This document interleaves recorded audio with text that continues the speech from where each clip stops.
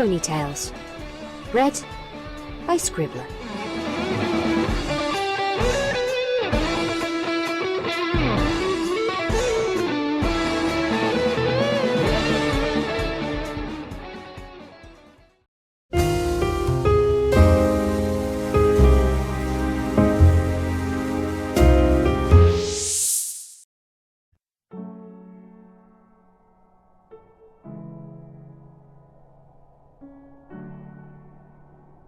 The flagstones are cracked and uneven. Centuries of no maintenance has made sure of that. The walls are moss-covered, with monstrous cracks running down to its foundation. It's a miracle they have remained intact for this long.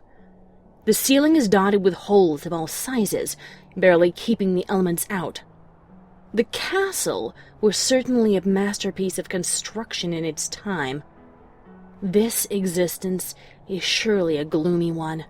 Nothing to do but kick the dirt below and observe these familiar surroundings. The only sounds were that of the wind whistling through the holes in the roof, an occasional alarming chirp of a bird flying too close to the castle. If it were possible, I would leave this prison. Dull is a good word to describe it here. But what am I to do? I am unable to leave. Cursed to forever live, knowing I will be bound to this place till the end of time.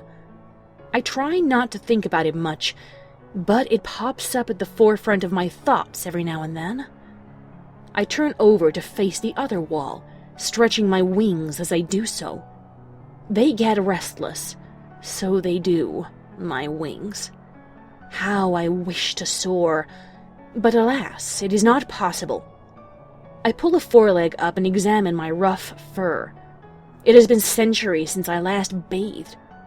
What does water feel like? I probe the depths of my memories. It is for naught, though. A sigh escapes me. This is my life. Repetitive, tedious, and oh so bleak. I would not wish this even on my greatest of enemies. Not even Celestia. My ears pivot into the direction of an unnatural sound from the north. An animal? A pony.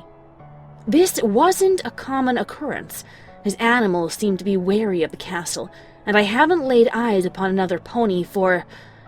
I can't really seem to remember. My ears perk up, and my eyes focus on the northernmost hallway. I feel a bit on edge as I hear the sound in the distance. Maybe I should call out? Probably not. I'm not sure who or what could be down there. I freeze completely still, slowing my breathing down. I sit and listen. There is a lot of stumbling and clanking. What is going on? How in Equestria did some pony find this place? The sound of approaching steps increases. Closer and closer they come. I stand up, ready to take on a defensive stance when ready. Something, I'm not sure what it is, comes carelessly crashing through the huge double doors of the castle foyer. It is an odd-looking thing, kind of like a hairless ape, but with a more intelligent face, not much different than that of a pony. It hasn't noticed me yet, as its eyes scan the roof and walls with a sense of wonder. I loosen my muscles and stand more comfortably. I await the creature to take notice of me, and as its eyes follow the patterned cracks of the walls downstairs, it sees me. The eyes widen a fraction, a curious stare adorning its face. What a queer-looking creature, I whisper to myself. The creature looks taken aback. Has it not seen a pony before? It takes a few tentative steps forward and comes to a rest mere meters from my position. You're an alicorn, it says in a rather soft, masculine voice. It's a male. Yes, I say tiredly, slowly analyzing him. But I thought... He seems to drift off for a moment. I thought Princess Celestia was the only one. My brow raises in question. So you are unaware of who I am? Typical. It has been centuries. Of course, my story has probably faded into myth and legend, but perhaps this would be a good opportunity to escape from this hell. He could be the one to release me. Come forward. I speak slowly. I need your help with something. I'm not good hiding the suspicious tone in my voice. He looks hesitant and stays still.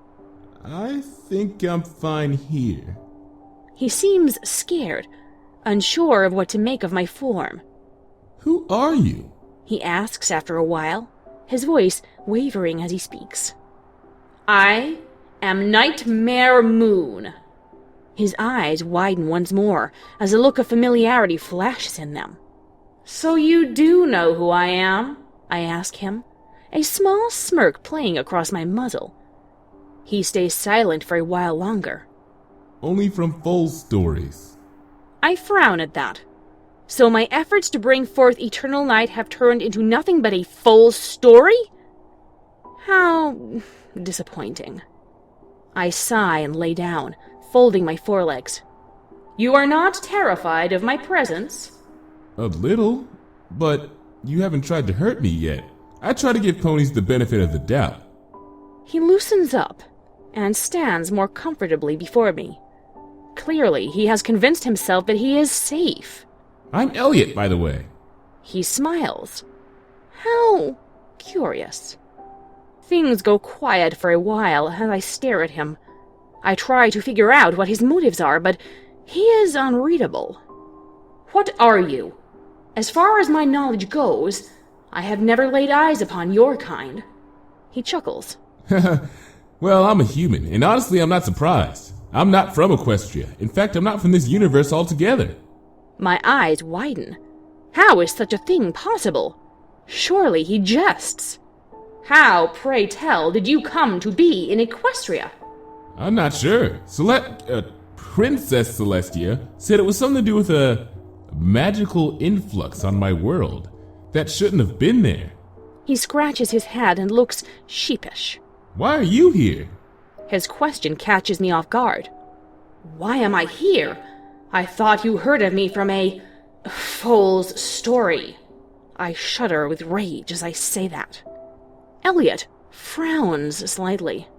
The story tells of how Princess Celestia defeated you with the elements of harmony and sent you to the moon. Preposterous! I scream in anger, flaring my wings. I defeated her! Then she used this forbidden magic to trap me here! I seethe, my face contorted with unsuppressed rage as I glare at Elliot, who flinches. The small action makes my anger subside. No, I can't scare him off. Not the only company I have had for so many years. I am sorry. I lower my head in apology, and tears slowly seep from my eyes. Elliot shuffles uncomfortably, unsure what to do. As I lay facing the ground, I hear his steps come closer. I gasp in shock as I feel an arm wrap around my withers. It has been so long since I have made contact such as this with another. This is my chance to escape. My heart races as he continues to hug me. I could just pull him in and leave. Leave! Elliot starts to get up and step back from me. My heart is pounding uncontrollably. Why didn't I just take the chance? Why did I let him go? Has time really softened me this much? I feel her shiver under my touch. This isn't the Nightmare Moon from the old stories I've read. She seems so fragile. Why is she here? Is what she did truly worthy of this kind of punishment? I'm not sure what she's going through, but whatever Princess Celestia did, it has completely changed this mare. I pull away from her, my gaze turning towards her downturned face. For the first time, I notice a thin line running along the ground. My eyes follow it, and it seems to circle around her. I do the math, and it seems like she's perhaps trapped inside it. But why could I enter it and leave then? What magic did Celestia use on her? I plop myself down just beyond the circle and cross my legs. I look down sadly at Nightmare Moon, who seems to have calmed down a bit. She clears her throat and lifts her head up and looks me in the eye. I apologize. It has been a long time since I conversed with another, and I have forgotten how to hold back my emotions. She looks very tired now, like a deflated balloon. It's okay, I say softly. I feel awkward now, not sure what I should say or do. At the moment, I'd like to just turn tail and run, but not after seeing her like that. Some pony supposedly feared by all of pony kind, reduced to a quivering mess. I can't in good conscience just leave her. I set out into the Everfree to complete my dream of exploring the unknown, but this was something else completely. I'm starting to think that this was the reason Sally didn't want me to come here. She's always been so protective of me since I was taken from my world all those years ago. To be honest, she's like a sister to me now. But to think she did this. I'm not sure what to think at the moment. Tell me a story. I perk up at the sudden voice. What? A story. Tell me one. It has been so long since I have conversed with another. Tell me something from your world. Yeah, okay. I slump back for a moment, trying to think of something from my world. It's been years since I arrived in Equestria. Kind of hard to remember much from my home. After a moment, a story pops into my head, though. It's a classic. There was once a woman, beautiful and kind. She was by far the most gorgeous woman in the land. Animals loved her, men's hearts jumped when they saw her, and women glared as she passed by. Her name was Snow White. Snow White was the daughter of a beautiful and fair queen who died soon after giving birth. Years later, the king took on a new wife who was both beautiful and wicked. She had a magic mirror, and every day she would speak to it. Magic mirror in my hand, who's the fairest in the land? To which it would reply with, my queen, you are the fairest in the land. And this continued for quite some time, until Snow White reached the age of 7. Magic mirror in my hand, who's the fairest in the land? She asked one day, but the mirror replied with, my queen, you are the fairest here, so true. But Snow White is 1,000 times more beautiful than you. So the queen ordered a huntsman to take Snow White into the woods and kill her. Nightmare Moon grinned at this, and I looked at her with an amused expression. What? She chuckled darkly. Surely this queen is admirable, removing those who stand in her way in such a despicable manner. I sigh and rub my eyes. But evil always fails. I looked at her, and she seemed to have a look of realization in her eyes. Yes, I suppose that's true. She breathes an almost nostalgic sigh and slumps down, laying her head on the ground. Evil always fails. I remember back to my times with Celestia, when we worked together and stopped evil from taking Equestria. Each time we were victorious. I was evil, wasn't I? Yes, I suppose that's true. I sigh and lay my head down. It's nostalgic, remembering back to the wonderful times I had with my sister. Yes, I still feel the resentment for her, but I can't stop loving her as my family. My only family. Are you okay? Elliot shifts uncomfortably from his seat and gazes upon me with concern. When was the last time someone cared for me?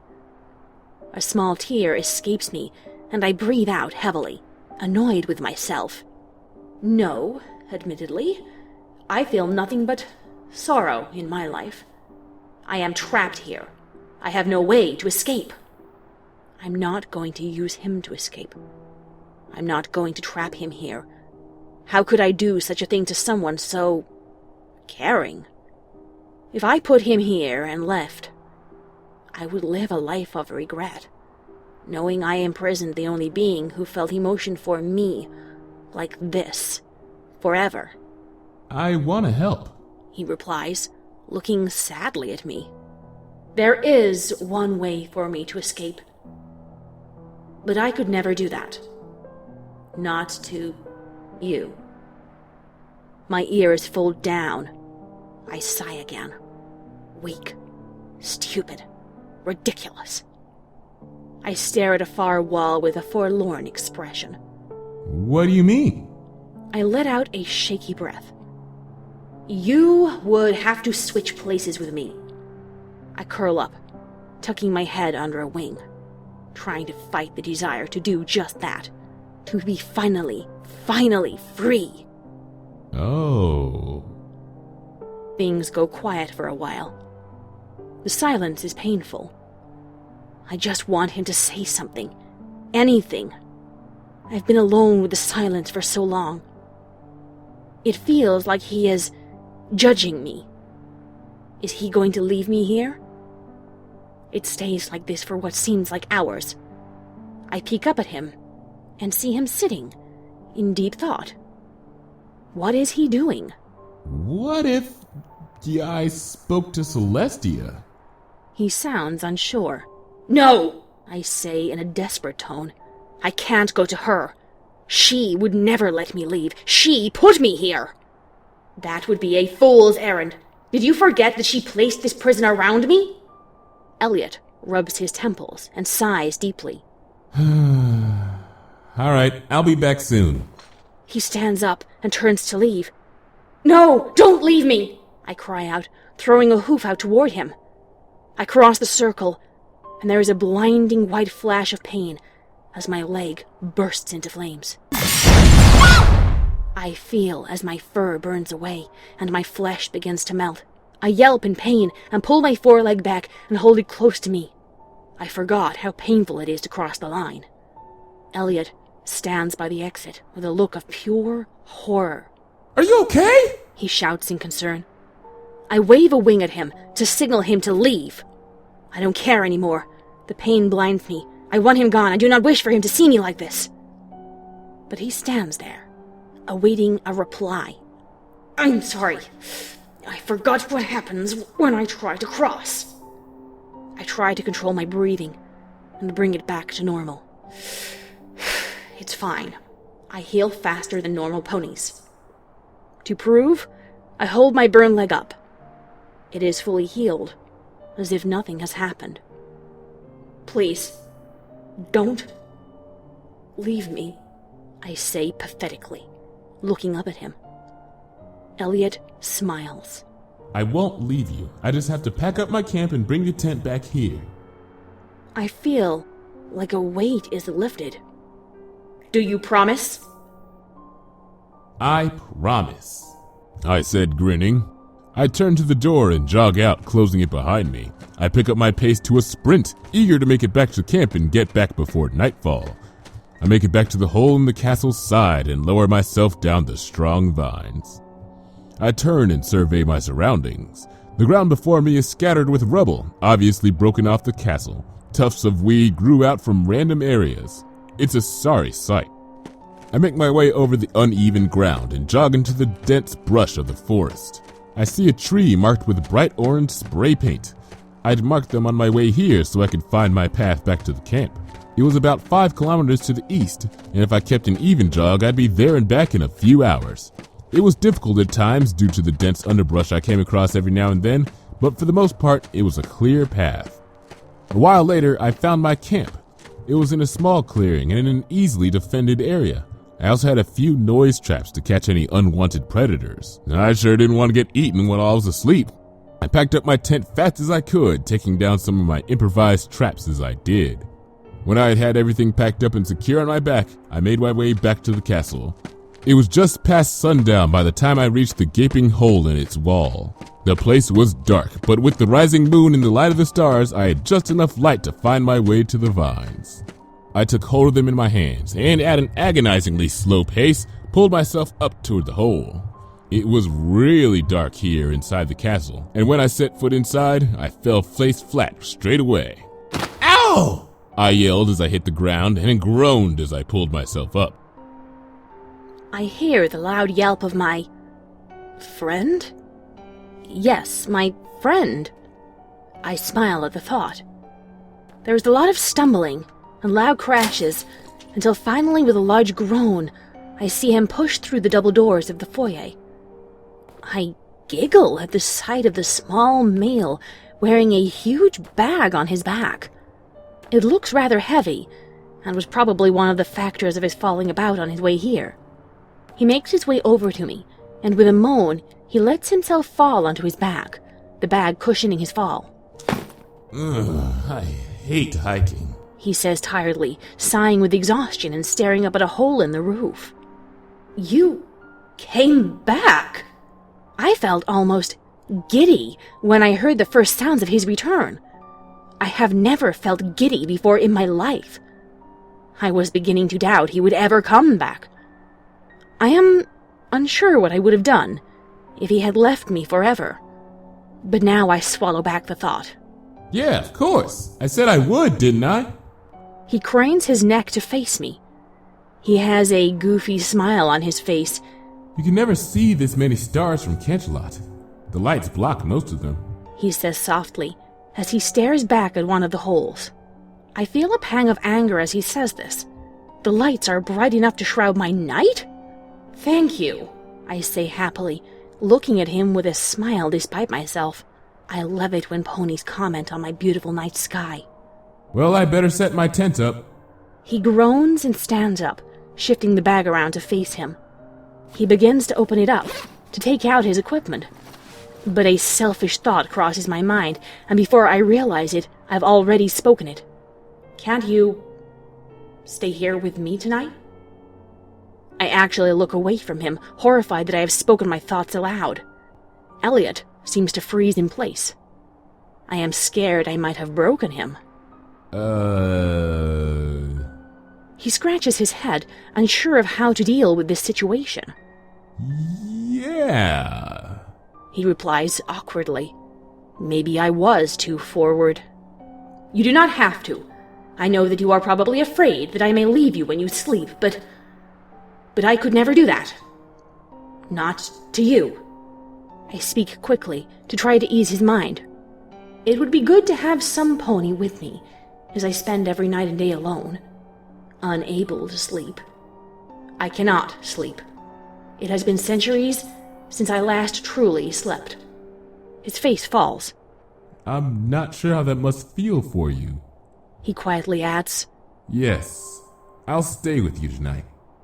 He looks more confident. That makes me happy. He trusts me enough to step inside the prison.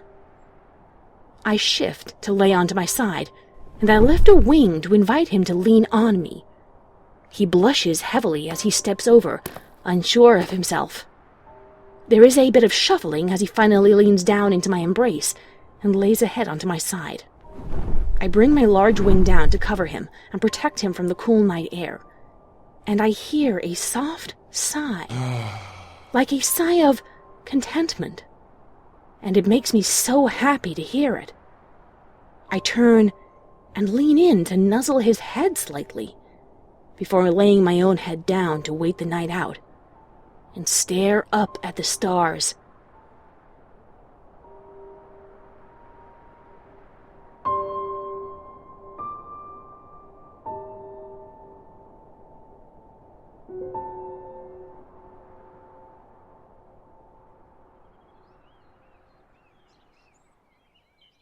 I hear the noise of the birds waking up in the trees. They always woke up around sunrise, meaning I had about a 7-hour sleep or so. I moved my head to look around, momentarily confused as to where I was. I felt the soft wing of nightmare wrapped around me and smiled as I remembered her desperate attempt to get me to lay with her. It was quite pitiful to see such a powerful being reduced to such a quivering mess. Good morning. I hear the soft voice of Nightmare Moon coming from behind me. I lean back in a stretch and turn around so that my chest is leaning on her side. You're very comfortable, but I can't say the same for the ground. Say, what do you want to do today? I asked and hopped up onto my feet energetically. Her ears perk up at the thought of spending the day with me again. How about I tell you a story of my own? She inquires, looking at me with a smile. Yeah, I'd love to hear one of yours.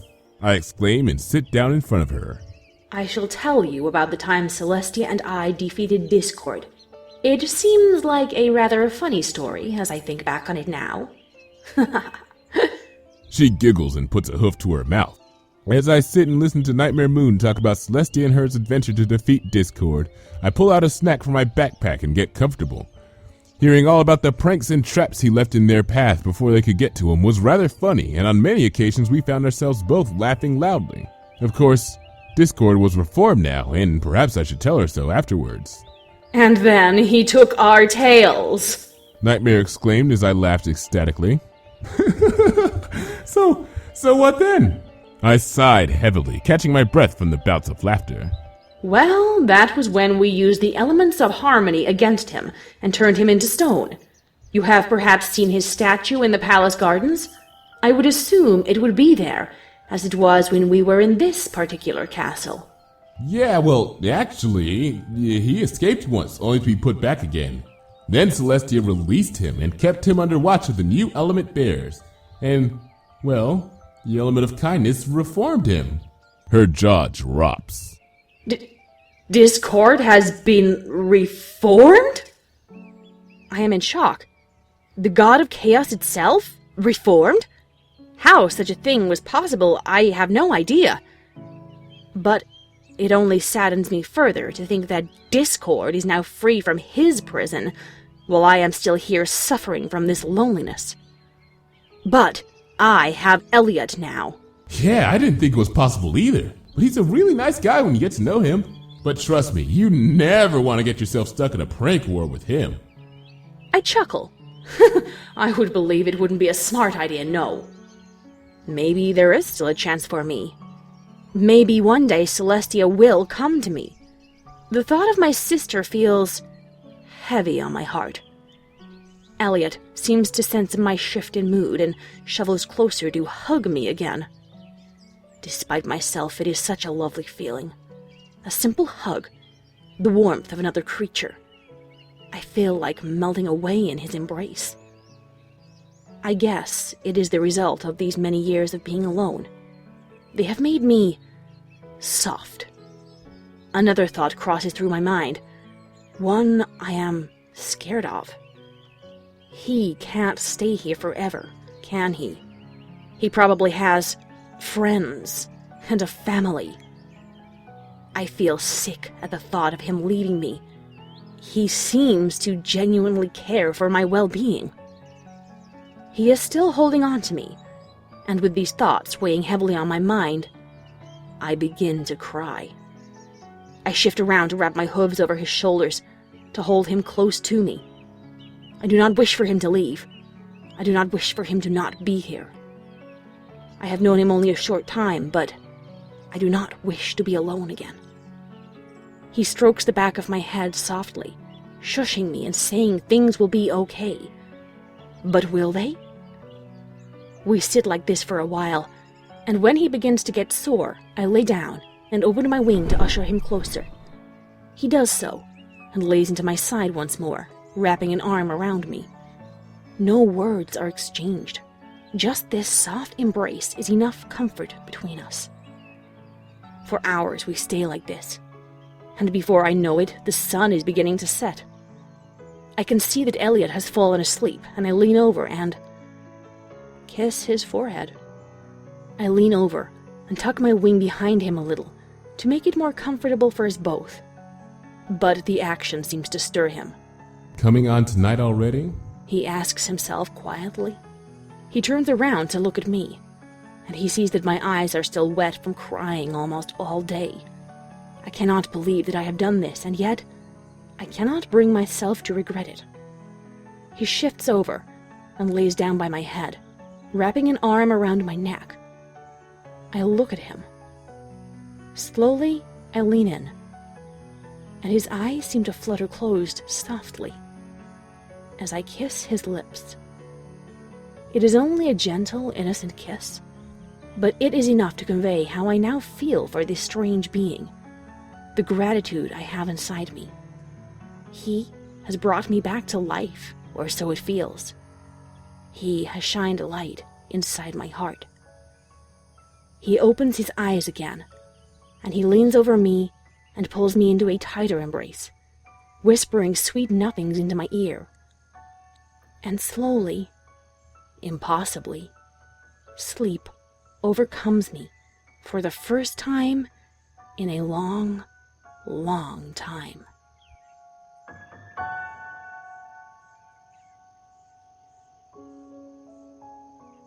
As I lay over Nightmare Moon, I watch as her eyes start to slowly close over. Was this the first time she's fallen asleep in so long?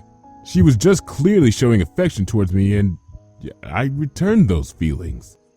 Despite knowing this mare for just about 3 days, I already feel such a strong connection with her. Nightmare Moon is not evil. No, far from it. I look up at the night sky and admire her stars. I slowly let sleep come to me and I rest comfortably into her side. Again, I awake to the sounds of birds chirping. It was morning. I slowly move forward and turn around to look at Nightmare Moon, who is still sleeping peacefully. She had a small smile on her muzzle and she just looks so beautiful. Tell me the rest of the story. I hear the soft voice of the nightmare, so she's awake. Well, after Snow White is left alive by the huntsman, the evil queen discovers this, and, in disguise, poisons her with an apple.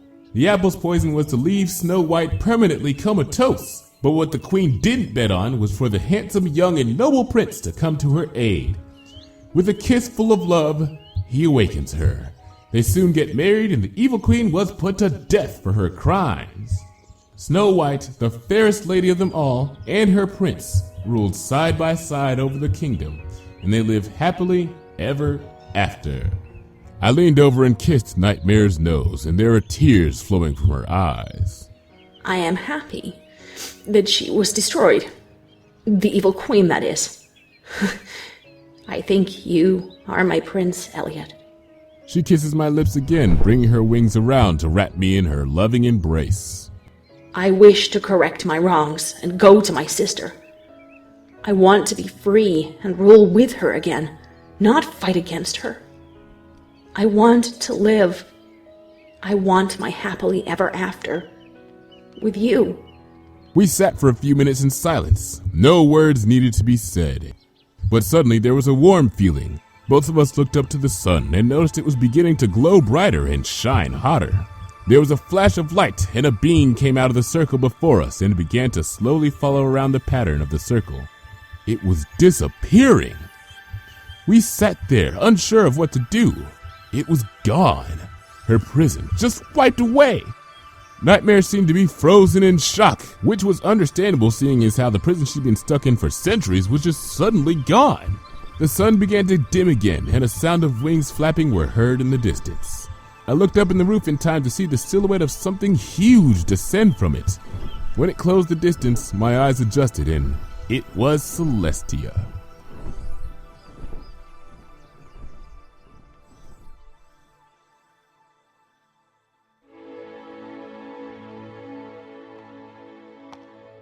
I sighed heavily as I made my way down the long, twisting hallways of the castle. Today was going to be a rather busy one, as I had to hold day court, and Blue Blood was wishing to speak with me. I groaned inwards. It would be unbecoming of myself to show such mannerisms in front of my guard. I reached the doors of the throne room and braced myself for the wave of questions that were about to hit. But just as I began reaching the handle with my magic, there was a bright flash from outside. I looked out of a window and saw the sun begin to brighten. I gasped. This meant only one thing. She's reformed. I took off like a lightning bolt and shot out an open window. I took flight and with all of my speed made my way to the Everfree forest. I need to get to the old castle. My heart was racing. Finally, I was going to get my sister back. Tears of joy began flooding from my eyes. Tears I have not experienced in a very long time. I saw the castle coming into view. It looked so decrepit from when I last laid eyes upon it. There's a bright flash from inside. The seal is breaking. I closed distance to the roof, and I began descending into one of the many holes dotting it.